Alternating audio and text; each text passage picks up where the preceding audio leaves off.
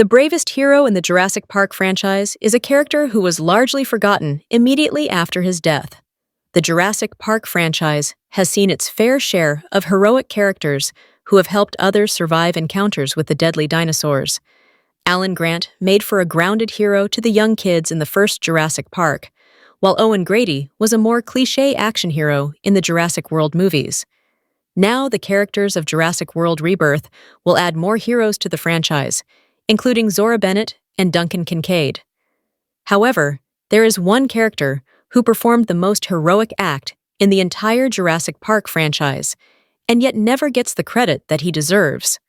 With fans revisiting the franchise in anticipation of the new movie, it is time for Eddie Carr. Eddie Carr is one of the supporting characters in the underrated Jurassic Park sequel, The Lost World: Jurassic Park. Eddie is a field equipment expert who joins Ian Malcolm's rescue team to travel to the island of Isla Sorna. Of course, this operation is immediately put in danger. The massive dinosaurs push the RV over the side of a cliff, leaving it to dangle precariously as Ian and the others are trapped inside. Lucky for them, Eddie arrives and leaps into action. While Eddie is looking after Ian's daughter, Kelly, the rest of the team in their RV are attacked by two Tyrannosaurus Rex. The massive dinosaurs push the RV over the side of a cliff, leaving it to dangle precariously as Ian and the others are trapped inside. Lucky for them, Eddie arrives and leaps into action. He desperately fights as the dinosaurs begin attacking his Jeep and eventually kill Eddie in gruesome fashion. Eddie's heroic efforts are only briefly mentioned as Ian chastises Roland Tembo for his careless reference to Eddie's death, saying, "You might show a little more respect. The man saved our lives by giving his." However, that is the last mention Eddie gets in the Jurassic Park franchise.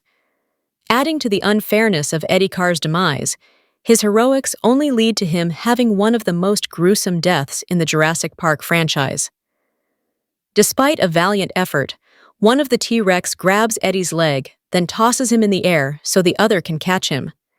They both proceed to rip his body in half, eating what's left.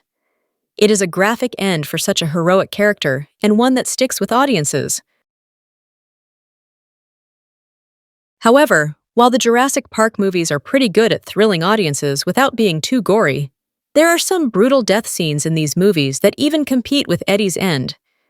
In The Lost World, Dieter gets attacked by a pack of the tiny Compsognathus, with the image of one pulling at his lip particularly memorable.